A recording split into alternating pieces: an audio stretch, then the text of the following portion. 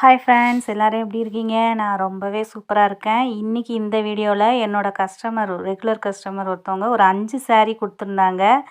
இந்த first saree பார்த்தீங்கன்னா blue with pista green கலருங்க. முந்தி வந்து பிஸ்தா க்ரீன் கலரு, ப்ளவுஸும் அதே மாதிரி இருந்தது. காப்பரில் அங்கங்கே அந்த கொடி கொடியாக வந்திருந்தது. பார்க்க நல்லா இருந்தது. இந்த கஸ்டமர் பார்த்தீங்கன்னா என்னோடய ரெகுலர் கஸ்டமர் தாங்க. லைனிங் வரைக்கும் என்னையே எடுக்க சொல்லிட்டாங்க. 2வது saree lavender colour, double side border. One side வந்து நல்ல அகலமான பார்டர், ஒன் சைடு வந்து சின்ன பார்டர். அங்கங்கே அந்த லீஃப் டிசைன் சூப்பராக இருந்தது. வீடியோக்குள்ளே போகிறதுக்கு முன்னாடி என்னோடய வீடியோ இப்போ தான் ஃபஸ்ட் டைம் பார்க்குறீங்க அப்படின்னா, வீடியோ உங்களுக்கு பிடிச்சிருந்ததுன்னா ஒரு லைக் பண்ணுங்கள், சப்ஸ்கிரைப் பண்ணுங்கள். முக்கியமாக வாங்க வீடியோக்குள்ளே போகலாம்.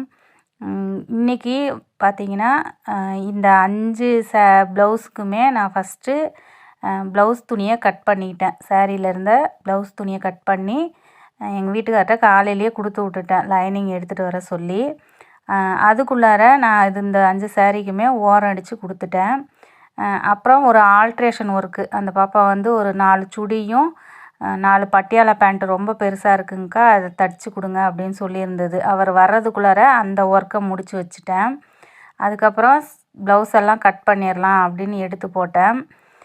இதுக்கு இடையில் ஒரு கஸ்டமர் வந்துட்டாங்க. அவங்களுக்கு வந்து ஒரே ஒரு 2 சாதா ப்ளவுஸ் இருந்தது. அது ஏற்கனவே ரெடி பண்ணி வச்சுருந்தேன். கொக்கி இதெல்லாம் கட்டாமல் இருந்தது. அதனால் கொக்கி கட்டி ஓவர்லாக் போட்டு அவங்களுக்கு கொடுத்துட்டு, அப்புறம் மதியானம் நான் போய் சாப்பிட்டுட்டு வந்து தான் இதை கட் பண்ணுறதுக்கு ஆரம்பித்தேன். இது எல்லாம் எடுத்து நான் எனக்கு லைனிங்னால் கட் பண்ணி எடுத்து முடிக்கிறதுக்கே கிட்டத்தட்ட ஒரு 4-4:30 ஆயிடுச்சுங்க. இந்த ப்ளவுஸ் பார்த்திங்கன்னா காட்டன் ப்ளவுஸ் மட்டும் கொடுத்துருந்தாங்க சாரியிலேருந்து கட் பண்ணி. ரொம்ப கம்மியாக இருந்தது, ஒட்டு போட்டு தைக்கிற மாதிரி தான் இருந்தது. முடிஞ்ச வரைக்கும் பெல்ட் வரைக்கும் நான் ஒட்டு போட்டு தைக்கிற மாதிரி வச்சுக்கிட்டேங்க. கைக்கு வந்து 2 பக்கமும் கைக்கு 2 பக்கமும் பார்டர் வர மாதிரி, பேக் சைடு பார்டர் வராத மாதிரி வச்சு கட் பண்ணிட்டேன். ஏன்னா ரொம்ப அகலம் கம்மியாக இருந்தது. ஒவ்வொன்றுக்கும் நம்ம கைக்கு ஜாயிண்ட்டு அந்த மாதிரிலாம் போட்டுக்கிட்டு இருந்தோம்னா சுத்தமாக துணி பத்தாதுன்னு அந்த மாதிரி கட் பண்ணிக்கிட்டேன். பார்த்திங்கன்னா உங்களுக்கு தெரியும், எல்லாமே கம்பல்சரி நான் கட் பண்ணி தனித்தனியாக எடுத்து வச்சுக்கிட்டேன். இந்த மெத்தடில் நான் ஆரம்பித்த வாட்டி பார்த்திங்கன்னா எனக்கு வந்து சும்மா நம்ம எந்திரிச்சு இந்த துணியை காணோம் அந்த துணியை காணோம் அந்த மாதிரி நம்ம தேடவும் தேவையில்லை. கரெக்டாக அதை நம்ம கட் பண்ணி அதில் சுற்றி எடுத்து வச்சிட்டோம்னா அப்படியே எடுத்து வச்சு நம்ம தைக்கிறதுக்கும் ஈஸியாக இருக்கும். உங்களுக்கும் இந்த மெத்தடு பிடிக்குது அப்படின்னா ட்ரை பண்ணி பாருங்கள். இப்போது நம்ம டைலரிங் எடுத்து நம்ம பிஸ்னஸாக பண்ணுறோங்க. நம்ம வந்து சும்மா வந்து டைம் பாஸுக்கோ இல்லை எனக்கு வந்து சும்மா இது தைக்கணும்னு கற்றுக்கணும்னு ஆசை அப்படி இருக்கிறவங்களுக்கு வந்து அவங்க வந்து ஒரு நாளைக்கு சும்மா கொஞ்சம் நேரம் அந்த மாதிரி ஒரு ப்ளவுஸு இல்லை ஒரு ப்ளவுஸை 2 நாளைக்கு தைக்கிறது அந்த மாதிரி சொல்லலாம். ஆனால் நம்ம வந்து இதில் நம்ம ஒரு ஏர்னிங் பார்க்கணும், இதில் சம்பாதிக்கணும்னு நினைக்கிறவங்க அந்த மாதிரி இருந்தோம்னா நம்மளுக்கு சரி வருமா? அதனால் முடிஞ்ச வரைக்கும் ஒரு நாளைக்கு நீங்கள் ஒரு 2 மணி நேரம் 3 மணி நேரமாவது மிஷினில் ஸ்பெண்ட் பண்ண பாருங்கள். அந்த பழக்கத்தை நம்ம கொண்டு வர என்ன ஆகும், நம்மளுக்கு வந்து அந்த தைக்கிற ஆர்வம் வந்து அதிகமாக வரும், வருமானமும் வரும். நம்ம வருமானத்துக்காக இல்லாமல் சும்மா நம்ம தைக்கிறோம் அப்படின்ற பட்சத்தில் நம்ம வந்து எப்படி வேணாலும் நம்ம தைச்சிக்கலாம். இல்லை நம்மளுக்கு வந்து இதில் ஒரு வருமானம் வேணும் அப்படின்னும்போது நம்ம வந்து ப்ராப்பராக அதை செஞ்சால் மட்டும்தானே நம்மளுக்கு கிடைக்கும். இப்போ கடையே வச்சுருக்கோம். டெய்லி வந்து காலையில் அதை மளிகை ஜாமான் வாங்கிட்டு வர்றதும் சரி, காய்கறி வாங்கிட்டு வர்றதும் சரி, கருவேப்பிலை கொத்தமல்லி கொண்டு நம்ம வாங்கிட்டு வந்து அதை எல்லாம் இது பண்ணி கடையை திறந்தோம்னா தான் நம்மளுக்கு வந்து சேல்ஸ் ஆகும். அது மாதிரி டைலரிங்கில் எடுத்துக்கிட்டால் என்ன, மிஷினு நம்ம துணி தைச்சிக்கிட்டே இருந்தோம்னா தான் நம்மளுக்கு கஸ்டமர் வந்து இவங்க டெய்லி தைக்கிறாங்க அப்போ நிறைய துணி வருது அப்படின்னு சொல்லிட்டு நம்மளுக்கும் ஆர்டர் வர ஆரம்பிக்கும். நம்ம அதை விட்டுட்டு கண்டிப்பாக ஒரு சில நேரம் நம்மளுக்கு வீட்டு ப்ரெஷர் அதிகமாக இருக்கும்போது என்னடா இதுன்னு சொல்லி நம்மளுக்கு தைக்கிறதுக்கு வரும். இன்னொன்று, நம்ம தைச்ச துணியை அதுக்கு தகுந்த கூலி நம்மளுக்கு கிடைக்காதப்போ ஏன்டா தைக்கிறோம் அப்படின்ற மாதிரி இருக்கும். சின்னதாக நீங்கள் ஆல்ட்ரேஷன் ஒர்க் பண்ணுறீங்கன்னாலும் ஒரு ட்ரெஸ்ஸுக்கு 20 ரூபான்னா அந்த 20 ரூபா கரெக்டாக கொடுக்குறாங்களான்னு பாருங்கள். அப்படி இருந்தால் நீங்கள் வாங்கி தைக்கலாம். இப்போ ஒரு சிலர்லாம் இருக்காங்க, பாவாடையை கொண்டு வந்து ஃபுல்லாக தையல் போடுங்கங்கன்பாங்க. 7 பார்ட் இருக்கும். நம்மளுக்கு ஒரு சில இதுலலாம் அந்த சின்ன சின்ன ஜாயிண்ட் போட்டு 8 தையல் இருக்கும். இடுப்பு அந்த ஃபுல்லாக நம்ம தையல் போட்டு கொடுப்போம். அதுக்கு வந்து ஒரு 20 ரூபா கேட்டோம்னா, இன்னும் இதுக்கு போய் 20 ரூபா கேட்குறாங்கன்னா, அந்த தடவை விட்டுறணும் அவங்கள. அடுத்து திரும்ப தைக்க வராங்க இல்லையா? அந்த சமயம் ஆரம்பிக்கும் போதே சொல்லிடணும், இதுக்கு நான் இப்போ 25 ரூபா தான் வாங்குகிறேன், நீங்கள் விருப்பமாக இருந்தால் தைச்சிக்கோங்கங்க அப்படின்னு சொல்லிடணும். அந்த மாதிரி நம்ம க எல்லார்ட்டையும் அப்படி இருக்க தேவையில்லை. இந்த மாதிரி இருக்கிற கஸ்டமர்கிட்ட நம்ம அந்த மாதிரி இருந்து, ஏன்னா நம்ம 10 ரூபா அதில் அந்த 25 ரூபா வந்ததுன்னா ஒரு பால் செலவுக்காகவும், இல்லை நம்ம ஒரு சின்ன சின்ன தேவைகளை சரி பண்ணுறதுக்காக மட்டும்தான் நம்ம வந்து தைக்கிறோம். சும்மா நம்ம தைச்சி கொடுக்குறதுக்காக ஒன்றும் நம்ம மிஷின் போட்டு இருக்கல. அப்படி தானேங்க?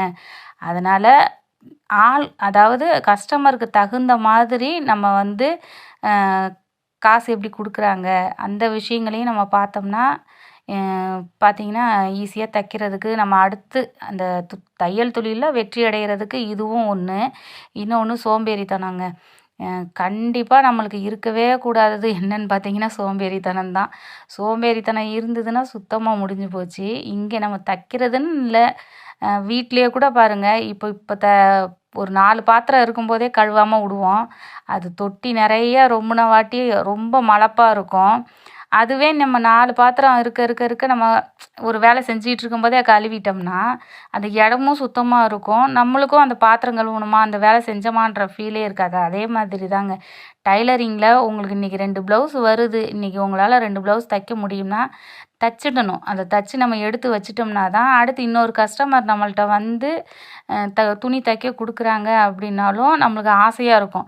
ஏற்கனவே 2 ப்ளவுஸ் வாங்கி நம்ம தைக்காமல் வச்சுருப்போம். இன்னொரு கஸ்டமர் வந்து நம்மள்ட்ட கேட்பாங்க. கரெக்டாக இவங்க வந்து 2 நாளில் கொடுங்கங்க அப்படின்னு சொல்லும்போது அவங்களும் வருவாங்க. ஏங்க நான் ஏற்கனவே ப்ளவுஸ் தைக்க கொடுத்தனே, தைச்சிட்டிங்களான்னு கேட்கும்போது நம்மளுக்கு வரும்.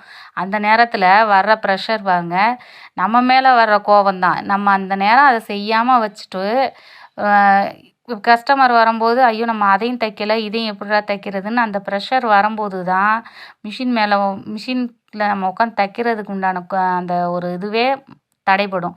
அதனால் முடிஞ்ச வரைக்கும் நம்ம பிஸ்னஸாக செய்கிறோம், இதில் தான் நம்ம சம்பாதிக்க போகிறோம் அப்படின்னு நம்ம முடிவு எடுத்துட்டோம்னா கரெக்டாக ப்ராப்பராக செய்யுங்க. அதுக்கு தகுந்த மாதிரி இப்போ மிஷின் காலையில் வர்றோமா, இத்தனை மணிக்கு நம்ம உட்காந்து தைச்சிடணும். இத்தனை துணி, ஒரு ப்ளவுஸ் ஃபஸ்ட்டு ஆரம்பத்தில் ஒரு ப்ளவுஸ் தைங்க, அதுக்கப்புறம் 2 ப்ளவுஸ், அப்படி நம்மளுக்கு நம்மளே பூஸ்ட் பண்ணிக்கணும். நம்மளெல்லாம் பூஸ்ட் பண்ணுறதுக்கு யாருமே வரமாட்டாங்க. அப்படி இல்லை உங்களுக்கு ரொம்ப ஒரு மாதிரி இருக்கா, செல்லில் ஒரு மோட்டிவேஷன் ஸ்பீச் பாருங்கள், இல்லை ஒரு உங்களுக்கு பிடிச்ச பாட்டு கேளுங்க, இல்லை ஒரு கதை கேளுங்க, அந்த மாதிரி ஏதாவது செஞ்சுக்கலாம். இப்போ நம்ம வந்து ஒரு டிவியே போடுறோம், நம்மளுக்கு பிடிச்ச ஒரு சீன் ஓடுதுன்னா எந்த வேலை இருந்தாலும் நம்ம மெய் மறந்து பார்க்குறோம் இல்லைங்களா? அது வருமானமே இல்லாத ஒரு இதுக்கு நம்ம அவ்வளோ இது பண்ணும்போது நம்மளுக்கு இந்த தொழிலில் வருமானம் வருது. ரசித்து செய்யுங்க. எனக்கு தெரிஞ்சு ஒரு விஷயத்தை நம்ம ரசித்து செய்யும்போது இன்னமும் நல்லா சீக்கிரமாக நம்மளால் கஷ்டம் இல்லாமல் அந்த வேலையை செய்ய முடியும். பிடிச்சி செஞ்சோம்னா அதோட கஷ்டம் நம்மளுக்கு தெரியாது இல்லைங்களா? உங்கள்கிட்ட பேசிகிட்டே பாருங்கள், என்னோடய 2 நாள் ஆயிடுச்சு இதுக்கு. 2 நாளில் இந்த 5 ப்ளவுஸும் நான் முடித்து கொக்கி கட்டி ஓவர்லாக் போட்டு எடுத்து வச்சுட்டேன். இந்த ஒயிட் ப்ளவுஸில் பாருங்கள், லாஸ்ட்டாக பெல்ட்டில் தான் எனக்கு நான் ஜாயிண்ட் போட்டேன். அதுவும் உள் சைடு வீப்பட்டியில் வர மாதிரி போட்டுட்டேன். அந்த மாதிரி போட்டோம்னா நம்மளுக்கு வேர் பண்ணும்போது வெளியில் தெரியாது. அதனால் அந்த மாதிரி போட்டுக்கிட்டேன். என்னோடய வீடியோ பிடிச்சிருந்தது அப்படின்னா ஒரு லைக் போடுங்க, அப்படியே கமெண்ட் பண்ணுங்கள், முக்கியமாக சப்ஸ்கிரைப் பண்ணுங்கள். முயற்சி செஞ்சோம்னா எல்லாராலையும் வாழ்க்கையில் ஜெயிக்க முடியுங்க. முயற்சி ஒன்று தான் வேணும். நம்ம இதை செய்யலாமா இல்லை அதை செய்யலாமா நம்ம யோசிச்சே பல காலங்களை ஓட்டிடுறோம். முயற்சின்னு ஒன்று எடுத்து வச்சா மட்டும்தான் அதில் நம்ம வெற்றி அடைகிறதுக்கு என்னென்ன செய்யலாம் அப்படின்ற பாதை தானாக திறக்கும். அப்படி தானேங்க?